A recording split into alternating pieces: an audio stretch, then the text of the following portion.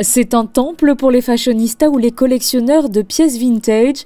Reebok s'impose depuis 10 ans dans le milieu de la seconde main de luxe et son fondateur est un monégasque. J'étais parti à Paris après le bac, j'avais bossé pas mal d'années entre Paris et Londres dans la finance, banque d'affaires, private equity, etc.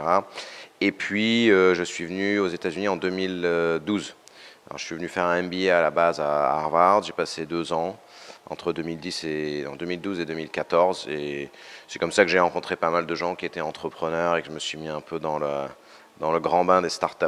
À la base, j'avais bossé ici dans une boîte qui s'appelle Rent the Runway, qui ont un peu inventé la location de mode sur Internet et donc qui m'avait pas mal inspiré.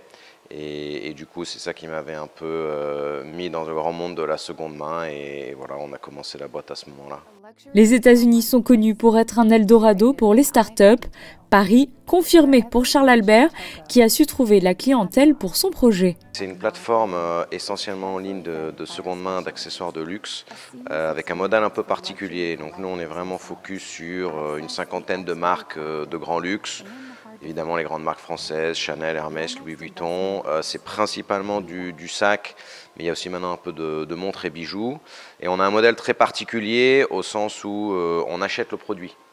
On achète le produit aux vendeurs et vendeuses et ensuite voilà, on authentifie et on fait tout en interne et ensuite on revend. Donc c'est une plateforme digitale, mais il n'y a pas de rencontre peer-to-peer entre l'acheteur et le vendeur. On est, on va dire, un intermédiaire et c'est nous qui gérons tout le processus.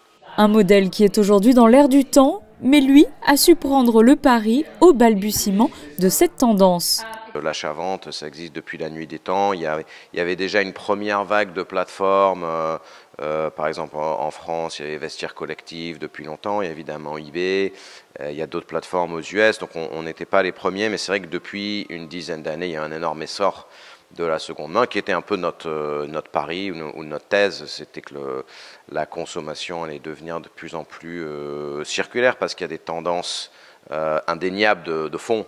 Que ce soit en termes de durabilité ou en termes on va dire, d'efficacité économique et de valeur proposition.